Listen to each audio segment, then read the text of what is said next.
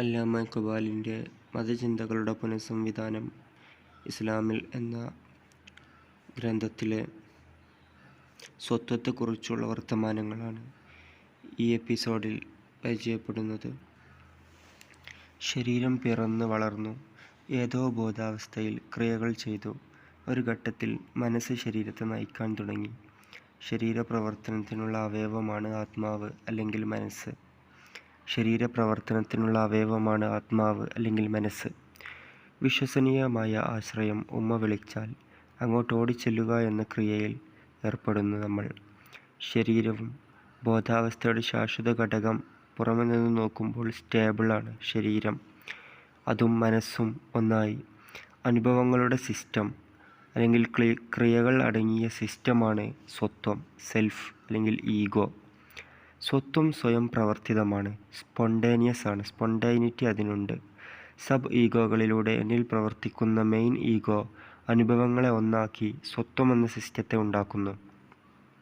പ്രവർത്തനങ്ങൾ സന്തോഷം നൽകുന്നവ, വേദന നൽകുന്നവ എന്നതിലുപരി ആത്മപോഷണപരം, റെസ്പെക്റ്റിംഗ് അതർ സെൽഫ്സ്, ആത്മനിന്ദാപരം എന്നിങ്ങനെയാണ്. സ്വത്വത്തിൻ്റെ പ്രവർത്തനങ്ങൾ ചിന്തയുടെയും ആശയങ്ങളുടെയും പരമ്പരയാണ്. സെൻസേഷൻ്റെ പരമ്പരയ്ക്കുപരിയായി ഇൻസൈറ്റ്, അതായത് കാര്യങ്ങളുടെ സ്ഥലകാല കാര്യകാരണ ബന്ധങ്ങൾ സ്വത്വം അറിഞ്ഞാസ്വദിക്കൽ അല്ലെങ്കിൽ ഗ്രഹിക്കൽ, അതിനെയാണ് ഇൻസൈറ്റ് എന്ന് പറയുന്നത്. അതിൻ്റെ ചുറ്റുപാടിൽ സ്വന്തം നിലനിൽപ്പിനും മുന്നോട്ടു പോക്കിനും ചുറ്റുപാടിനെ കീഴ്പ്പെടുത്താനും സ്വയം സ്വതന്ത്രമാകാനുമുള്ള ഒരു മാർഗമായി സ്വത്വം ചുറ്റുപാടിനെയും സ്വയമേവയും കാര്യകാരണ സിസ്റ്റമായി കാണുന്നു. It is not final expression of nature of reality. Self അതിൻ്റെ എൻവയോൺമെൻറ്റിനെയും തിരിച്ചു ഇങ്ങോട്ടും ഉള്ള ടെൻഷനാണ് സെൽഫിൻ്റെ ജീവിതം. ഇനി അറിവിൻ്റെ പ്രത്യേകതകൾ നോക്കാം. അറിവ് ആപേക്ഷികമാണ്, കാരണം അന്യവസ്തുക്കളെപ്പറ്റിയുള്ളതാണവ. വസ്തുക്കളെ അല്ലെങ്കിൽ കാര്യങ്ങളെ ഭാഗികമായി വീക്ഷിക്കാൻ അല്ലെങ്കിൽ ഭാഗിക വീക്ഷണം കൈവരിക്കാൻ മാത്രം പര്യാപ്തമാണ് ബുദ്ധിയുടെ ഘടന. അറിവ് മൂർത്തമായതിൽ നിന്നാണ് തുടങ്ങുന്നത്. മൂർത്തമായതിൽ നിന്ന് തുടങ്ങി അതിന്മേൽ ശക്തി നേടണം. ശക്തി കൊണ്ടേ കഴിയൂ എന്ന് ഖുർആൻ പറയുന്നു. എല്ലാ മാനസിക ജീവിതത്തിലും ഉള്ളതാണ് ബോധം. മെമ്മറികളെ മറച്ചു വെക്കുന്ന ജീവിതത്തിൽ നിന്നുള്ള ഒരു വ്യതിചലനമാണ് ബോധം എന്ന് പറയാം. വിജ്ഞാനത്തിൻ്റെ അടിത്തറയാണ് ബോധം. ബോധത്തിൻ്റെ സിസ്റ്റമാറ്റിക് എക്സ്പ്രഷനാണ് നോളജ്. ജീവിതത്തിൻ്റെ തികച്ചും ആത്മീയ വശത്തിൻ്റെ രൂപം മാത്രമാണ് ബോധം. ആത്മീയ വശം ഇന്ദ്രിയവുമായി ബന്ധിതമാണ്. ഈ സംയോജന ബന്ധമാണ് സ്പിരിച്വൽ പവറിൻ്റെ ബേസ് ആയിട്ടുള്ളത്. ജീവൻ, ലൈഫിൻ്റെ ഉറവിടം ഭൂതകാല യാഥാർത്ഥ്യത്തിലാണ്. അത് ആത്മീയമായ യാഥാർത്ഥ്യത്തിലാണ് കണ്ടെത്തപ്പെടുന്നത്. ഫൈനൈറ്റ് ഈസ് എഡൽ ഒബ്സ്ട്രക്റ്റിംഗ് മൂവ്മെൻറ്റ് ഓഫ് മൈൻഡ്. നാഥനിലേക്കുള്ള പരിധി, ഈ ലിമിറ്റ് താണ്ടലിനെയാണ് ആത്മീയത എന്ന് പറയുന്നത്. ബോധപൂർവം ഒരു ഡയറക്റ്റീവ് കൺട്രോൾ അല്ലെങ്കിൽ ഒരു ഗൈഡൻസ് നമുക്കുണ്ട്. ആത്മാവ് അമ്രിൽ നിന്ന് മുന്നേറുന്നു എന്ന് പറയുന്നു. Relation between God and world is ഖൽഖ്. Relation between God and ego is അമ്ര. Directive function of God. We don't know how divine അമ്ര functions as ego unites. My reality is directive because you understand and appreciate me in my judgments, attitudes and aims. Freely പ്രവർത്തിക്കാനുള്ള self possession ഏറിയും കുറഞ്ഞുമിരിക്കും. അതിനെ നിലനിർത്താനും വർദ്ധിപ്പിക്കാനുമുള്ളതാണ്. അത് നിലനിർത്തുകയും വർദ്ധിപ്പിക്കുകയുമാണ് നമസ്കാരം ചെയ്യുന്നത്. സെൽഫിനെ ഗ്രഹിക്കാൻ ബോധപൂർവമായ അനുഭവത്തിൻ്റെ വ്യാഖ്യാനമാണ് ഏകമാർഗം. ഫീലിംഗ് അത് എൻ്റേത് മാത്രമാണ്, ബാക്കിയുള്ളവർക്ക് അനുഭവപ്പെടില്ലല്ലോ. സെൽഫ് ഐഡൻറ്റിറ്റി, മറ്റൊരു സ്ഥലത്ത് ഒരാളെ തിരിച്ചറിയുക എന്നത് എൻ്റെ പഴയ അനുഭവം ഓർക്കൽ കൊണ്ടാണ്, മറ്റേ അയാളുടെ പഴയ അനുഭവം കൊണ്ടല്ല. മൂന്നാമത്തത് സോൾ, നാലാമത്തത് വില്ല്. അപ്പോൾ ഫീലിംഗ്, ഐഡൻറ്റിറ്റി, സോൾ, വിൽ എന്നീ ആപേക്ഷികവും എന്നാൽ വൈരുദ്ധ്യങ്ങൾ ഉൾക്കൊള്ളുന്നതുമായ ചിന്തയുടെ നിയമങ്ങൾ കൊണ്ടാണ് സെൽഫിനെ പരിശോധിക്കാവുന്നത്. സെൽഫിനെ ആസ്വദിക്കുന്നത് അറിയുക, ജഡ്ജ് ചെയ്യുക, ഇച്ഛിക്കുക എന്നീ പ്രവൃത്തികളിലൂടെയാണ്. ചിന്ത സെൽഫിനെ എത്ര തന്നെ വിച്ഛേദിച്ചാലും സ്വത്വഭാവത്തെക്കുറിച്ചുള്ള നമ്മുടെ വികാരം അന്തിമം തന്നെയാണ്. മാനസികാവസ്ഥകളുടെ ഐക്യമായാണ് സ്വത്വം വെളിവാകുന്നത്. ഐക്യത്തെ തേടിയുള്ള അഭിലാഷമാണ് അതിൻ്റെ മൗലിക പ്രകൃതം. എൻ്റെ വിവിധ അവസ്ഥകളുടെ പരസ്പര ബന്ധത്തെയാണ് ഞാൻ എന്ന പദത്തിലൂടെ നമ്മൾ പ്രകാശിപ്പിക്കുന്നത്. അനുഭവങ്ങൾക്ക് സവിശേഷമായ നിലനിൽപ്പുണ്ട്.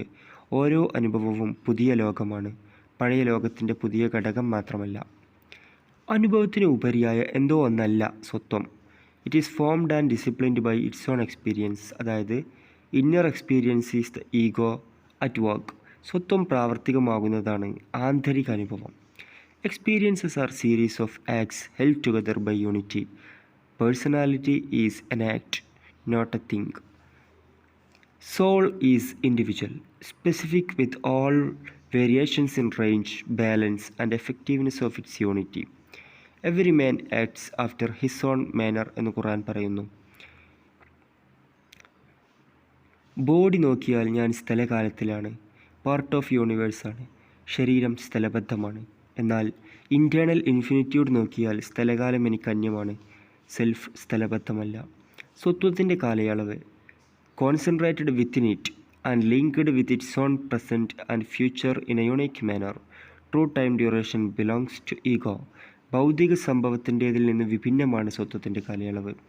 നിലനിൽപ്പ് എന്ന ഗുണം ലഭിക്കുമ്പോഴാണ് ആറ്റം സ്ഥലബദ്ധമാകുന്നത്. സ്വത്വം ശുദ്ധ പ്രവർത്തനമാണ്.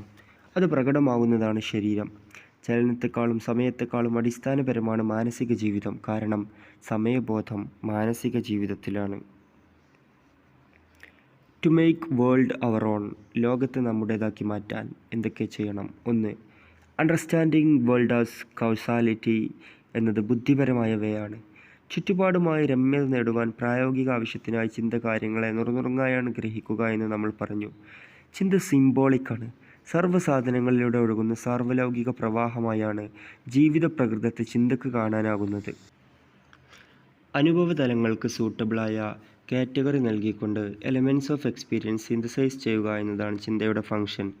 It is organic as life. സ്വന്തം പരിമിതിയിൽ അനന്തതയുടെ വ്യംഗ്യമായ സാധ്യത ഉള്ളതുകൊണ്ടാണ് അറിവ് നേടലിലൂടെ ചിന്തയുടെ പുരോഗതി സാധ്യമാവുക. 2.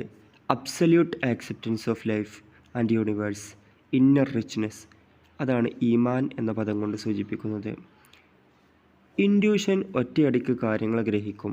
ആദർശ ജീവിതം സ്പിരിച്വൽ റിയാലിറ്റിയിൽ നിന്നുള്ള പിണങ്ങിപ്പിരിയലല്ല. ഇവ തമ്മിൽ പിണങ്ങിപ്പിരിയൽ, വേർപെടൽ ജീവിത ഏകത്വത്തിൻ്റെ വേദനാജനകമായ ചിതറലാണ്. ബാഹ്യവും ആന്തരികവുമായ അനുഭവങ്ങൾ, വസ്തുനിഷ്ഠവും ആത്മനിഷ്ഠവുമായ അനുഭവങ്ങൾ ദൈവത്തിൻ്റെ അടയാളങ്ങളാണ്, സിംബൽസ് ഓഫ് ഗോഡാണ്. Ultimate aim of religious life. Reconstruction of finite ego by bringing him into contact with eternal life process. But now only we can have partial understanding. Ultimate aim of ego is not to see something but to be something. In this effort, ego discovers final opportunity to sharpen its objectivity, acquire a more fundamental I am. I can എന്നതിൽ അതിൻ്റെ റിയാലിറ്റിയുടെ തെളിവ് കണ്ടെത്തുകയും ചെയ്യണം. More precise definition of limitation of individuality is final question of ego. Vital act, not intellectual. Sharpens his will with assurance that world is not something known through concepts but to be made and remade is final act of ego, moment of greatest trial and supreme bliss for the ego.